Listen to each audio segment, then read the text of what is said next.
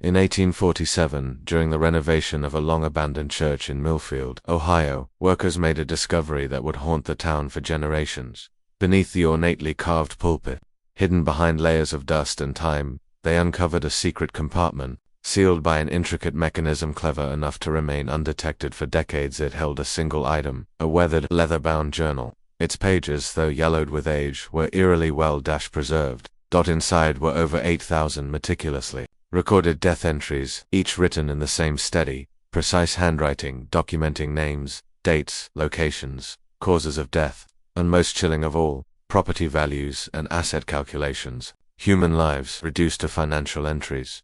Next to this grim ledger were 15 hand-drawn maps, each depicting settlements in Ohio, Indiana, and Illinois. Marked on every map, in bold ink, were the same haunting words: the Promised Land. But these weren't lands of hope or salvation. The maps showed swamplands, floodplains, and disease-prone regions, annotated with predictions of seasonal illness and projected mortality rates. Before we continue with this tale of horror and hidden history, we invite you to subscribe to Liturgy of Fear, the channel for those who dare to uncover the darkest truths of American history. Comment below which state you're watching from. You might be closer to one of the Westbrook family's promised land than you realize don't now. Let's go back to where this terrifying story begins. The early 1800s, a time of spiritual upheaval and revival. The Second Great Awakening swept through the United States, bringing fiery sermons, mass conversions, and a flood of new religious movements. On the frontier, far from the reach of established churches, charismatic preachers roamed freely, offering salvation, or something far more sinister. It was during this time that Joseph Harkins, a master carpenter overseeing the Millfield church renovation, found the journal. In a later interview with the Cincinnati Enquirer, he admitted, "My hands trembled so violently I could barely close it. This wasn't just a record of death, it was a business ledger. Human lives calculated as profit and loss." Shocked, church officials contacted the authorities. Sheriff William Blackwood responded and locked the journal and maps in a secure cabinet at the sheriff's office, but by morning they were gone, vanished, without a trace. 3 days later, Sheriff Blackwood was found dead in his home. The official cause, heart failure. But whispers told another story. Witnesses claimed his body showed strange discoloration and his eyes were frozen in an expression of pure terror. His deputy, Thomas Reed, discovered the body. A week later, he resigned without explanation and left Ohio for good. He never spoke of what he saw in that room ever again. For nearly 200 years, the Millfield mystery has lingered in the shadows, a chilling tale of conspiracy, corruption, and calculated mass death. The Westbrook family, once revered as devout landowners and spiritual leaders, may have orchestrated one of the most sinister land speculation plots in American history. The documents found in 1847 were the first solid proof of a whispered legend, that entire communities were sacrificed in a cold, deliberate plan to claim territory under the guise of divine prophecy. If this story disturbs you, you're not alone. But that's why Liturgy of Fear exists, to shine a light on the darkest corners of American history. Subscribe, share, and let us know where you're watching from. The truth might be closer than you think. During the early 19th century, Ohio experienced explosive growth. Its population surged from just 45,000 in 1800 to over 580,000 by 1820. This rapid expansion created a chaotic frontier environment where towns sprang up almost overnight and religious movements could flourish without much oversight. Among those drawn to this new land of opportunity was Isaiah Westbrook, a failed merchant from Hartford, Connecticut. He arrived in Chillicothe, Ohio, in the spring of 1803, not with dreams of farming or trade like so many others, but with something he claimed was far more valuable: a divine vision. Towering over 6 feet tall with piercing blue eyes and a meticulously groomed beard, Isaiah quickly gained attention. His presence was commanding, his voice unforgettable, described by one contemporary as thunder wrapped in velvet. It carried easily across town squares and open fields, yet somehow made each listener feel intimately addressed. "God has led me to this place," he proclaimed to the crowd gathered in the humid Ohio air that first summer. "He has shown me that this land, this Ohio country, is to be a new Jerusalem for his chosen people. The old churches of the East have grown corrupt and complacent. Here, where the forests still echo with the voice of creation, we shall build a pure faith." Isaiah's charisma was undeniable. People spoke of the intensity in his gaze, the unshakable certainty in his words. Hannah Weathers, whose journal remains one of the few first-hand records of Isaiah's early sermons, wrote, "When Reverend Westbrook speaks of divine visions, even the most skeptical find themselves nodding in agreement. There is something in his eyes that makes disbelief seem impossible, as though he sees straight through to your soul." By winter, Isaiah's roadside sermons were drawing crowds from miles around. A small but fiercely devoted congregation had formed, calling themselves the faithful of the new promise. His theology blended traditional Christian teachings with bold new interpretations that set him apart as a singular voice. He preached direct revelation from God, the formation of sacred communities, and the chosen status of those who followed him, tenets that would later prove central to a much darker agenda. What few of his followers knew was that Isaiah was not working alone. Months before his arrival, his younger brothers Daniel and Samuel Westbrook had quietly made their way into Ohio, settling in different towns to avoid raising suspicion. While Isaiah captivated audiences, Daniel and Samuel were acquiring vast tracts of land across the region. These were not prime locations. They focused on swampland, rocky hills, and flood-prone riverbanks, paying pennies on the dollar using funds from their family's defunct mercantile business in Connecticut, funds that, by rights, belonged to their creditors. Each brother played a calculated role in the scheme. Isaiah, the eldest at 36, was the visionary and preacher, providing spiritual legitimacy and public leadership. Daniel, 33, with a scholarly air and some theological training from Yale Divinity School, authored volumes of doctrine to intellectually validate Isaiah's visions. Samuel, the youngest at 29, was the businessman and expert in land law and financial manipulation, quietly building their property empire behind the scenes. Court records from Connecticut reveal that this was not their first attempt. 2 years earlier, the Westbrook brothers had launched a similar religious venture in Rhode Island. It ended abruptly amid accusations of fraud and financial misconduct. They fled the state just ahead of legal action, leaving behind a trail of unpaid debts and angry investors. That earlier failure, it seems, had taught them a valuable lesson. For their deception to succeed, they needed more isolation and a grander stage. Ohio's lawless frontier offered both. In 1805, the Westbrook brothers founded their first permanent church in the quiet settlement of Millfield. Though modest in size, the wooden church featured a strikingly tall pulpit, intricately carved by Samuel Westbrook himself, who had trained as a carpenter.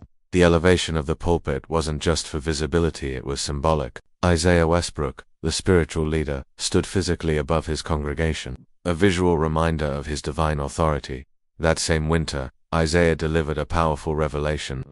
On a frigid January morning, with his breath visible in the cold, unheated church, he declared, "God has shown me a vision. There is a place not 30 miles from here that he has chosen as a promised land for our people, a place of abundance, where the faithful shall thrive like never before." He claimed that God had guided him to secure this sacred land so the community could establish a pure, divinely inspired settlement. That land, later known to lie near present-day Logan, Ohio, was a marshy tract along the Hocking River, was purchased for far below market value, due to its reputation for deadly summer fevers. What Isaiah's followers didn't know was that this promised land sat in one of the most dangerous malaria zones in the Ohio Valley. Earlier settlers had already fled the area after suffering catastrophic losses. James Harrington, a farmer who had tried to settle the land 2 years earlier, had lost 3 children to disease. After a Sunday service, he tried to warn Ezekiel, Winters, one of Isaiah's most devout followers, "That place is death in summer. When the heat comes, so does the fever. I lost 2 children there before I understood. No amount of clearing or draining will fix it. Something in the very air brings sickness." But Harrington's warnings were ignored. Isaiah had anticipated such doubt and wove it into his theology. "There will be those who test your faith," he told the congregation during a sermon clearly aimed at detractors. "Satan will send messengers to plant fear in your hearts. Only the truly devoted will be protected."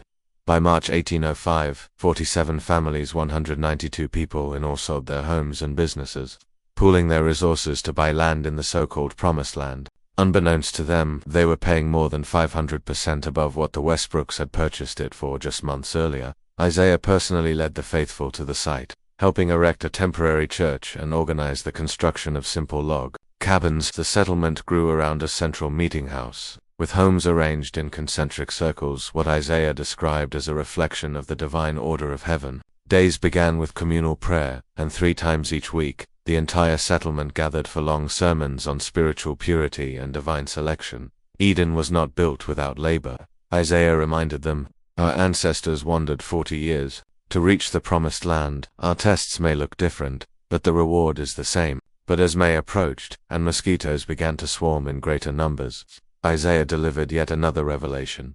"God calls me to prepare the way for more of his chosen," he said one evening, his tone grave. "I must return to Millfield too, guide others toward salvation." The next morning he left, taking Daniel, the record keeper, with him. Samuel Westbrook remained behind to oversee the community's progress. The events that followed were recorded in the private diary of Elizabeth Winters, wife of Ezekiel, hidden in the wall of their cabin and rediscovered in 1890. Her journal now resides at the Ohio Historical Society and offers the most vivid account of life and death in the first Westbrook settlement. By June, malaria had begun to spread, targeting children and the elderly first. By mid-July they had established a cemetery. By August, 73 graves filled that burial ground, buried little Sarah today. Elizabeth wrote on August 12, 1805, her handwriting trembling, "That makes 17 graves since last week." The promised land had become a place of suffering. But for those left behind, faith still clung like fog to the damp valley floor. They fall ill so suddenly now. One might be laughing over breakfast, burning with fever by supper, and buried before dawn, Ezekiel insists. This is a test of faith. But I cannot understand what God would want with so many innocent souls. I suggested we return to Millfield, but Ezekiel refuses. Reverend Westbrook warned us. He says, "Those who abandon the promised land abandon their salvation." Reverend Samuel Westbrook visits each new grave, recording names in his book with such meticulous care it seems more like he's documenting births than deaths. But his diary entry from September 3rd reveals something troubling. Samuel spends hours alone in his cabin, poring over ledgers. "Just yesterday I saw him through the window, making careful calculations." This, just after the Miller family was found lifeless in their home. For more entries for his book, "No Grief, Just Numbers." By October, more than half the settlement had perished. The survivors, weak and impoverished, abandoned their claims and scattered. Many died on the road to other towns, their bodies discovered by travelers along the muddy, crude paths leading away from the so-called promised land. Those who made it to established settlements were met with suspicion and pity. Locals whispered that they were part of a strange religious cult, cursed or deluded. Back in Millfield, Isaiah Westbrook turned the tragedy into a sermon series. "Our brothers and sisters have been called to heaven before us," he proclaimed. To his growing congregation, voice heavy with emotion, their sacrifice has hallowed that land and prepared the way for new revelation. The Lord tests most severely those he loves most dearly. What no one realized was that Isaiah had already instructed Samuel to quietly reclaim the settlers' abandoned lands through a network of legal proxies. By December 1805, the Westbrooks had reacquired nearly all the failed settlement's land, without paying a cent, while retaining the original purchase money from the settlers. Later, the land was sold to timber speculators once the area's malaria reputation faded from public memory. This pattern repeated with chilling precision over the next 30 years. From 1805 to 1840, the Westbrook brothers established 15 different promised land settlements across Ohio, Indiana, and eventually Illinois. Each followed a disturbingly familiar pattern. Isaiah would declare a new sacred site through divine revelation. Daniel would justify it theologically and organize the faithful. Samuel would handle the land deals and logistics. With every iteration, they refined their method. Later settlements weren't just in malarial swamps, but in drought-prone plains, flood zones, and dense forests requiring backbreaking labor to clear. Each parcel looked promising to the untrained eye, fertile, well-watered, blessed, but experienced settlers would have seen the truth. Their fourth settlement, near present-day Moraine, Ohio, in 1810, sat on a floodplain. In autumn, it appeared lush and fertile. Isaiah called it God's abundance. But every spring, the land flooded, wiping out crops, poisoning wells, and spreading disease. Their seventh site, in western Ohio, founded in 1815, seemed ideal. The soil was dark, rich, and inviting, but it was heavy with clay, impossible to farm once dry, forming a crust like stone. By the time the settlers realized, winter had closed in. Starvation and disease took hold. Dozens perished before spring. What the Westbrooks perfected was a form of religious exploitation unprecedented in American history, wrote historian Margaret Sinclair in her 1998 analysis. They deliberately selected lands that would produce maximum casualties within the first year of settlement, allowing them to reclaim and resell the property multiple times to new groups of believers. Their scheme was a twisted fusion of predatory capitalism and religious manipulation, weaponizing faith against the very people who trusted them most. By 1810, a second, even more disturbing phase of the scheme was emerging when the Westbrook brothers began requiring all members of their religious movement to sign what they called a covenant of faith. It seemed, on the surface, like a solemn spiritual commitment, but hidden beneath its pious language was a sinister legal trap. These covenants effectively transferred property rights to the church, meaning, in legal terms, to the Westbrook brothers themselves. Daniel Westbrook, with quiet input from lawyers in Cincinnati, personally oversaw the creation of these documents. The covenants stated that if a settler died without heirs within the faith, or chose to leave the community, their land would automatically revert to the church. The language was masterfully cloaked in religious symbolism. One clause read, "Moses led his people through the wilderness to lands flowing with milk and honey. So to do I commit my worldly possessions to the greater glory of our shared journey. Should the Lord call me to his side before my earthly work is complete, or should my faith falter and I depart from our sacred community, I hereby consecrate my portion of the promised land to the continuing ministry of our church, that others might benefit from the blessings I have received." Between 1812 and 1815 alone, court records from Franklin County, Ohio, reveal the Westbrooks reclaimed more than 400 parcels of land through these hidden clauses, often following the deaths of entire families in their so-called Third Promised Land settlement. Even at frontier prices, the value of these properties exceeded $50,000, worth millions today. As you hear these chilling facts, consider the psychology behind such deception, manipulating sacred devotion for personal gain. If this story unsettles you, share it with someone who appreciates dark historical truths. And don't forget to like and subscribe. This channel is dedicated to uncovering the hidden horrors that history textbooks choose to forget. But the Westbrook conspiracy goes deeper. By 1820, the brothers had amassed extraordinary wealth. Isaiah, now styling himself Prophet Westbrook, built a grand central church in Columbus, Ohio, rivaling cathedrals on the East Coast. Constructed from locally quarried limestone, adorned with stained glass windows imported from Philadelphia, the church stood as a towering symbol of the movement's power, its steeple visible for miles, drawing in new converts like moths to flame. Daniel, known as the Apostle of the Scripture, developed an elaborate theology that blended Methodism, Presbyterianism, and doctrines crafted to serve the brothers' ambitions. His greatest invention, the concept of progressive revelation, the belief that God revealed new truths to chosen prophets, mainly Isaiah, and that questioning those revelations was not just doubted, was heresy. Meanwhile, the reclusive Samuel managed the financial side from a fortified estate near Cincinnati. While the public saw him as a mystic engaged in sacred seclusion, the estate was in fact the headquarters of their sprawling financial empire, staffed by clerks who tracked every death, every deed, every dollar. By 1825, the Westbrook Church claimed more than 3,000 members across Ohio and neighboring states. Most were everyday believers, not residents of the deadly settlements, but they attended services, paid tithes, and supported the church financially enough, fueling a machine built on spiritual manipulation and legal exploitation. To shield themselves from scrutiny, the brothers established a strict hierarchy. Elders and deacons, loyal lieutenants, managed daily affairs, property claims, and new settlement expansions. This structure gave the Westbrooks plausible deniability, while their deadly scheme continued to thrive in the shadows. And this is only the beginning. To maintain plausible deniability about the deteriorating conditions within their settlements, the Westbrook brothers continued to profit quietly from the system's collapse. As their wealth grew, so did the sophistication of their operations. Land acquisitions were no longer made directly, but funneled through a web of shell companies and proxies, making it nearly impossible to trace ownership back to the church. Essential supplies for the settlements were distributed through businesses owned by the church, sold at heavily inflated prices, adding another lucrative revenue stream.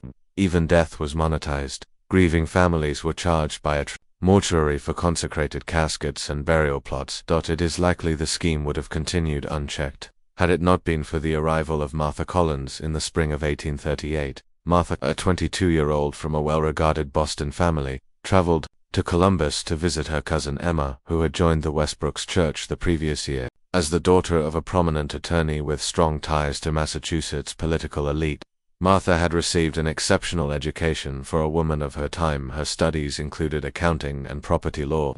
Under her father's personal tutelage, contemporary descriptions portray her as quiet but determined, with a sharp and discerning mind. At first, Martha attended church services out of courtesy to Emma, but it didn't take long before she began noticing troubling inconsistencies. She was struck by the contrast between the brothers' opulent lifestyle and the rigid austerity imposed on their followers. Isaiah Westbrook is no ordinary preacher. She wrote to her father in a letter dated April 1838, preserved in the Collins family archives. He speaks with an authority that bypasses reason. When he names families chosen for the next Promised Land settlement, they react as though they've been given the highest honor. Yet I've noticed these choices often include those who have recently come into inheritance or liquidated business holdings. There is a disturbing pattern here. Her letter continued with an insight that demonstrated her deep awareness. The most unsettling part is not the content of Isaiah's sermons, but what follows. I have observed his brother, Samuel, the one who rarely preaches, engaging in quiet conversations with church elders immediately afterward. These are not pastoral discussions. They appear to be transactions. Her suspicions deepened when Emma was selected to serve as a personal assistant to Samuel Westbrook, a role considered sacred within the church. The position granted Emma, and indirectly Martha, access to the brothers' private offices in Columbus. Seizing the opportunity, Martha carefully crafted the image of a pious and unquestioning believer. Her performance allowed her to move through the inner workings of the church without raising alarms. In early May, while assisting Emma in organizing documents in Daniel's study, Martha's investigation uncovered its most damning evidence. She discovered a locked cabinet of peculiar construction. Emma, entrusted with a set of keys as part of her role, opened it at Martha's casual request. Inside were meticulously organized files, maps of all 15 Promised Land settlements, marked with notes on soil quality, drainage issues, and disease outbreaks. But most disturbing were the death records, thousands of names, arranged by settlement and year, each accompanied by property valuations.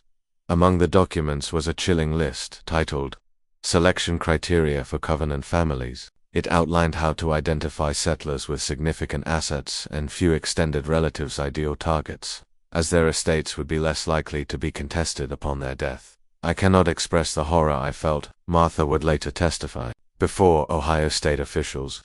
These were not records of tragic losses. They were inventory logs. Human lives reduced to numbers, with death rates projected and property values calculated accordingly. They always knew exactly what would happen. What Martha uncovered would ultimately expose the Westbrook brothers' empire for what it truly was, a meticulously engineered system of exploitation masked in religious devotion. The deaths Isaiah once proclaimed as divine tests were, in truth, meticulously orchestrated outcomes calculated to secure valuable land and assets while sidestepping legal entanglements. Martha's discovery came just as the Westbrook brothers prepared to launch their 16th and most audacious settlement venture, a remote outpost in southern Illinois. This new promised land was not only isolated but plagued by malaria and ongoing violent clashes with displaced Native American groups. Confidential documents revealed the brothers fully expected a mortality rate exceeding 70% within the first 6 months. The Illinois settlement marked a chilling evolution of their scheme, one designed to generate over $75,000 in profit, more than all their previous operations combined. Plans found in Daniel's private cabinet outlined strategies to broaden recruitment beyond their own congregation, targeting vulnerable German and Scandinavian immigrants, unfamiliar with frontier dangers and lacking legal safeguards. Over several weeks, Martha worked in secret from her boarding house, painstakingly copying critical documents, maps, death records, and settlement plans. She hid the copies inside a hollowed-out Bible, a grimly poetic safeguard for evidence of religious betrayal. Her goal was clear: flee to Boston, expose the Westbrooks, and leverage her father's political connections to alert federal authorities. But as her escape neared, subtle changes unnerved her. Formerly kind church members became distant or suspiciously inquisitive. Strangers loitered near her boarding house. In a final unsent letter later found hidden in her room, Martha wrote, "Emma tells me Daniel has been asking unusual questions about my whereabouts. Yesterday Isaiah summoned me for a private prayer meeting. He claimed concern for my spiritual health. I feigned illness and refused. This morning I noticed a man following me through the market. I fear they suspect something. If I disappear, know this: The Westbrook brothers are not shepherds of God, they are merchants of death. Their promised lands are killing fields, chosen for their fatality. Martha's fears were well-founded. A church member had seen her copying papers late at night and reported her to Samuel Westbrook. Alarmed, the brothers launched a quiet internal investigation. On May 15, 1838, an emergency meeting was held by the Westbrooks and their inner circle. Church records from decades later list the cryptic agenda, the Collins situation. On the night of May 17, Martha attempted to board a stagecoach bound for Pittsburgh, the first leg of her return to Boston. According to the logbook, a young woman matching her description arrived at the station but was intercepted by two men. A witness later saw her entering a church-owned carriage with a man believed to be Samuel Westbrook. She was never seen again. Official church narrative claimed Martha had received a divine vision and joined the advance team in Illinois. Letters soon arrived in Boston, allegedly from Martha, declaring her spiritual awakening and asking her family to sever ties. Years later, handwriting analysts would confirm the letters were forged, likely penned by Daniel Westbrook, whose background included formal training in document preparation. Martha's disappearance might have faded into obscurity. Another victim of frontier peril, had it not been for her father, William Collins, a formidable Boston attorney and close associate of Senator Daniel Webster, refused to believe the church's version.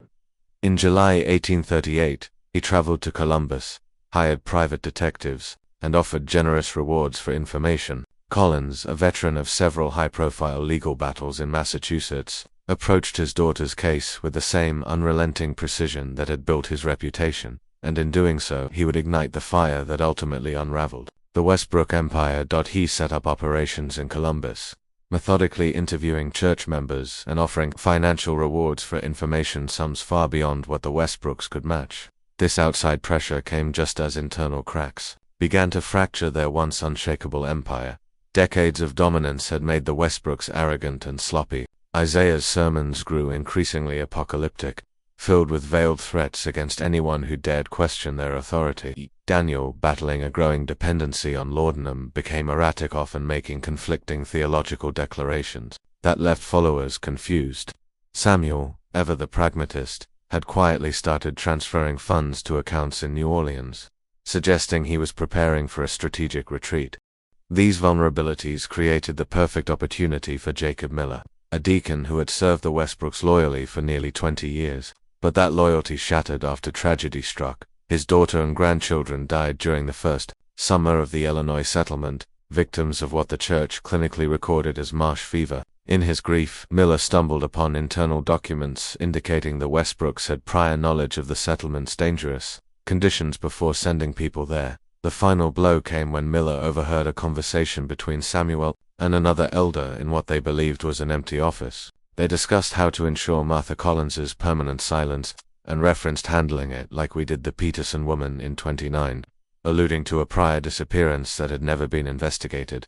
In September 1838, Miller reached out to William Collins, confirming Martha's findings and revealing the existence of the Westbrooks' most closely guarded secret, a master ledger. This book, referred to by the brothers as the accounting, recorded deaths, property transfers, and profits from every settlement since 1805. It wasn't just a financial record, it was their version of a divine reckoning, they call it. The accounting, Miller said in a sworn statement, but not just in terms of money. Isaiah believes the deaths serve a higher purpose. Daniel justifies them with scripture.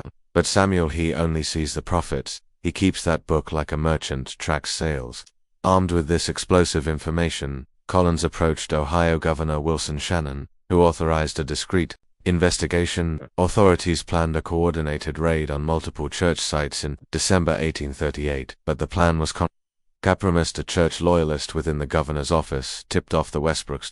In response, the brothers launched what they publicly called a purification ritual. In truth, it was a coordinated destruction of evidence. Fires burned for 3 days at church properties across Ohio. Samuel oversaw the removal of sensitive documents from their Cincinnati headquarters. Witnesses reported wagons loaded with boxes, escorted by armed guards, headed toward unknown locations. The most dramatic moment came at Millfield Church, now a historical shrine where Isaiah arrived with loyalists who retrieved the accounting. But Sheriff Thomas Redfield, acting on an anonymous tip from Miller, intervened. A violent clash followed. 2 church members were killed. Isaiah was wounded, but the Westbrooks escaped with most of their vital records. Newspapers dubbed it the Westbrook Exodus. Over the next 3 months, the brothers sold off assets and fled south with 60 devoted followers, heading toward New Orleans. Private detectives hired by Collins and federal marshals pursued them through Kentucky and Tennessee. Along the way, investigators uncovered further evidence of their crimes. In a Nashville hotel room abandoned by Daniel, authorities found notes pointing to expansion efforts in Texas, and even Central America is chosen not just for opportunity, but for their high mortality rates from yellow fever and tropical disease.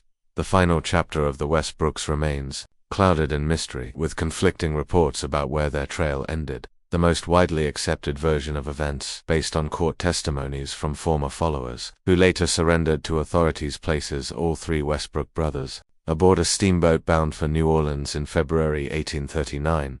According to these accounts, as federal agents closed in, Samuel betrayed his brothers and fled with most of their remaining fortune during a stop in Natchez, Mississippi. Sarah Holloway, a loyal follower who accompanied the brothers on their journey south, later gave testimony, offering a rare glimpse into their fractured relationship. By the time they reached Natchez, the brothers were barely speaking. Isaiah spent his days in fervent prayer, convinced that divine intervention would save them. Daniel, increasingly incoherent, was lost in a haze of laudanum. Samuel, meanwhile, grew contemptuous of their faith. Holloway recalled overhearing him tell Isaiah, "Your God has abandoned us, brother. It's time I looked to my own salvation." With their resources dwindling, Isaiah and Daniel, now fugitives, continued on to New Orleans, where they reportedly attempted to secure passage to Cuba. On the night of March 12, 1839, both were killed in what police described as a violent dispute with merchants on the waterfront. However, some historians argue that this incident may have been a covert execution, sanctioned by authorities seeking to avoid a public trial that might expose embarrassing truths about the brothers' long-standing impunity. A dock worker who witnessed the killings claimed Isaiah died clutching a small leather-bound book to his chest, possibly a surviving fragment of the brothers' secret ledgers.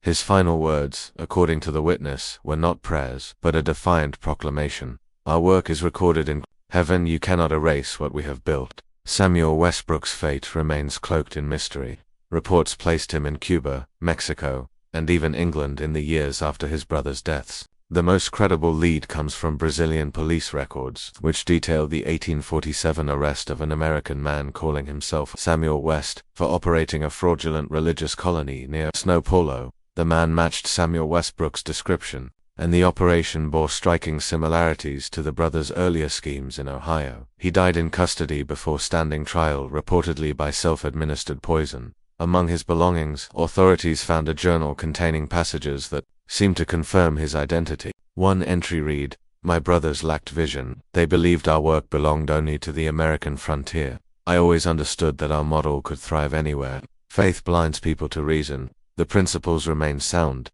The implementation must simply adapt to local conditions." What's most disturbing about the Westbrook legacy isn't just the staggering toll of their crimes, believed to have caused between 7,000 and 9,000 deaths over 3 decades, but how effectively they exploited America's religious landscape to carry them out.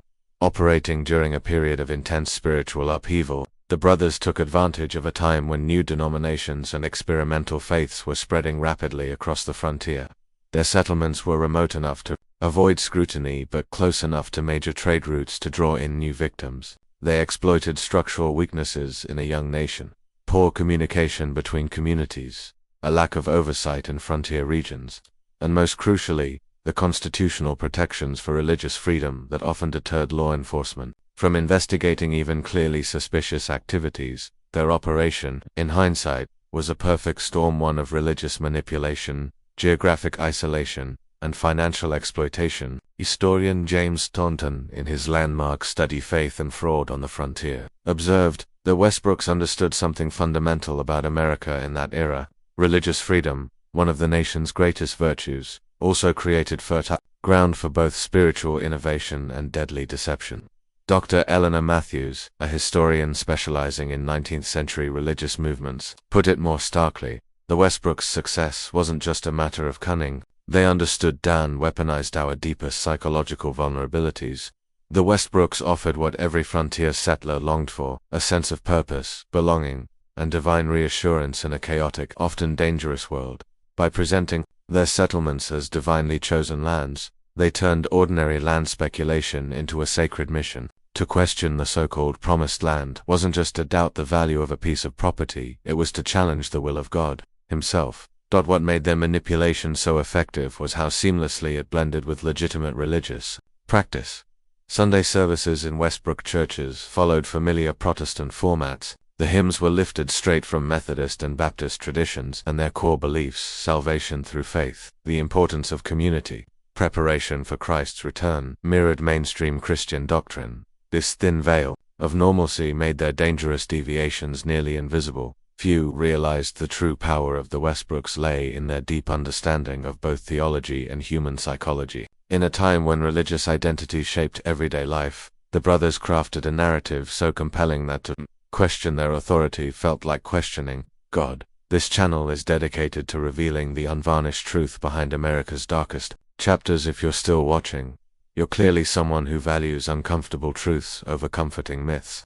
So hit that subscribe button and the notification bell, and share this video with others who appreciate history's hidden corners. The aftermath of the Westbrook conspiracy echoed for decades. In Ohio, the scandal led to the state's first laws regulating church land ownership and requiring financial transparency from religious institutions. These became known as the Westbrook Regulations, landmark policies that helped draw the line between religious freedom and fraudulent abuse, later influencing similar laws in other states.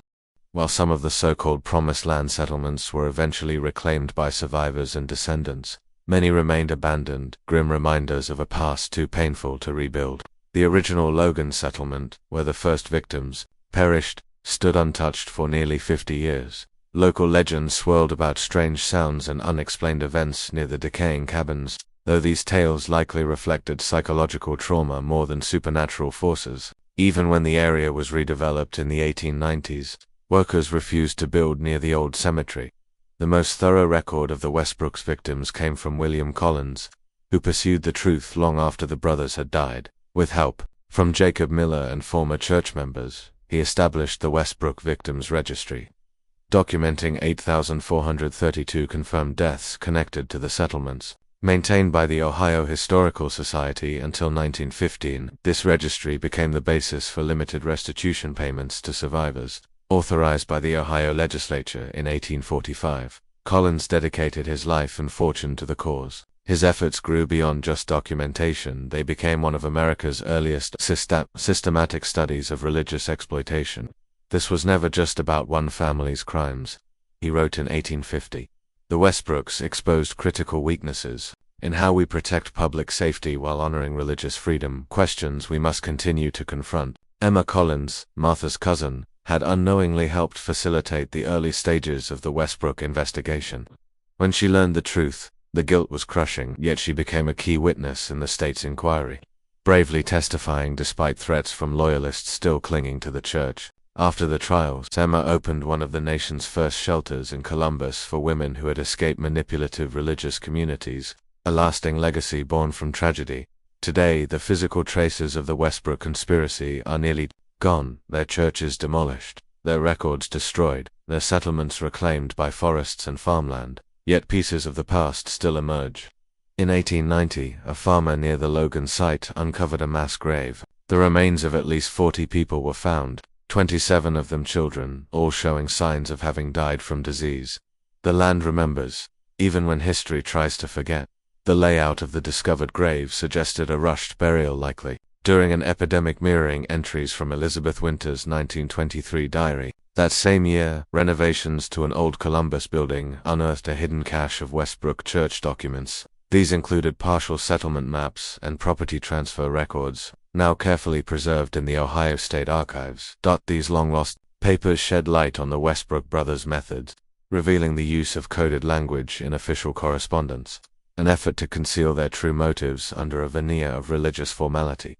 In 1998, another astonishing find emerged. An antique desk purchased at a Cincinnati estate auction was found to contain a false bottom. Hidden inside was what appeared to be Samuel Westbrook's personal journal, spanning 1830 to 1832, currently undergoing authentication at the Smithsonian Institution. The journal's entries hint at an expansion of the brothers' operations into early forms of insurance fraud and identity theft, concepts far ahead of their time. Archaeological digs in the 1970s at several Westbrook settlement sites supported survivor testimonies. One such location near present-day Springfield, Ohio, revealed cabin foundations built in flood-prone zones, despite safer, elevated ground nearby. This confirmed a deliberate, calculated disregard for the well-being of followers. Soil analysis from other sites corroborated accounts of land unsuitable for farming or habitation, further evidence of exploitation masked as divine mission perhaps. The most chilling aspect is the endurance of the Westbrook theological framework. Elements of their teachings, particularly the notion of chosen settlements and covenants of faith, have resurfaced in multiple fringe religious movements throughout American history. As recently as the 1980s, authorities in Montana dismantled a religious commune whose founding documents echoed the Westbrook Covenant texts almost word for word, although a direct link was never established. Religious scholars have identified what they now call Westbrook patterns, a disturbing formula of charismatic leadership, enforced isolation, and the strategic seizure of followers' assets. The Westbrooks didn't invent religious exploitation, notes theologian Dr. Robert Harmon, but they refined it into a terrifyingly efficient system that unfortunately inspired many others. At the heart of the Westbrook mystery remains the disappearance of Martha Collins, whose courageous investigation helped expose the brothers. Declared legally dead in 1845 after her disappearance, Martha's legacy lived on. Her father established the Martha Collins Society, a foundation devoted to investigating religious fraud. This organization provided legal aid to those trapped in controlling groups and continued its mission into the late 19th century, with modern successor organizations still active today. In 1890, a woman in San Francisco claiming to be Martha Collins briefly gained public attention. Investigations later revealed her as a fraud seeking money from the Collins family. Yet the question lingers, what really happened to Martha? Theories range from her murder by Samuel Westbrook to her escape and reinvention abroad. Elizabeth Chambers, in her 2005 analysis of the case, poignantly wrote, "What happened to Martha Collins represents the Westbrooks' final secret. The brothers took that knowledge to their graves, leaving behind questions that may never be answered." Over the years, sightings of women believed to be Martha became part of American folklore. In the 1920s, an elderly woman in a Paris boarding house reportedly told tales of the Westbrook brothers before vanishing after American guests took interest in her story. In 1943, the Ohio Historical Society received a donation, a locket containing what appeared to be a portrait of an older woman resembling Martha, though its origins remain unverified. The last known mention of the mysterious master ledger said to document the Westbrooks' entire operation appears in an 1879 letter from a New Orleans antiquities dealer to a Boston collector. The letter described a most curious volume, bound in red leather with brass fittings, containing records of religious settlements and their tragic fates. The dealer claimed it had been acquired from the estate of a deceased sailor, who, in turn, obtained it from a preacher who perished on the docks many years prior. To this day, the Westbrook case remains a haunting legacy of manipulation, masked as faith and echo of darkness that still reverberates through history. Revealed, the book had been sold to an unnamed European collector. Its current location remains unknown, but the story didn't end there. Court records from across the Midwest show that remnants of the Westbrook organization may have survived the brothers' downfall. Former church officials, some identified by name, faced legal action as they tried to rebuild the same twisted model in smaller, quieter corners of the country. As late as 1870, authorities in Nebraska dismantled a settlement eerily similar to the original Westbrook compound, this one led by a former deacon from their Columbus church. The Westbrook conspiracy is a chilling reminder of how religious devotion, when combined with greed and charisma, can become a powerful and dangerous weapon. Their legacy warns us of the razor-thin line between spiritual awakening and cult-like manipulation. In a land where freedom of religion is sacred, oversight is often lacking, and that creates the perfect storm for exploitation. What do you think? Has everything about the Westbrooks come to light, or are there still secrets buried in the dark corners of America's religious history? Leave your thoughts in the comments. If you're drawn to the hidden horrors of America's past, subscribe to History of Fear. Hit the notification bell so you never miss another descent into darkness.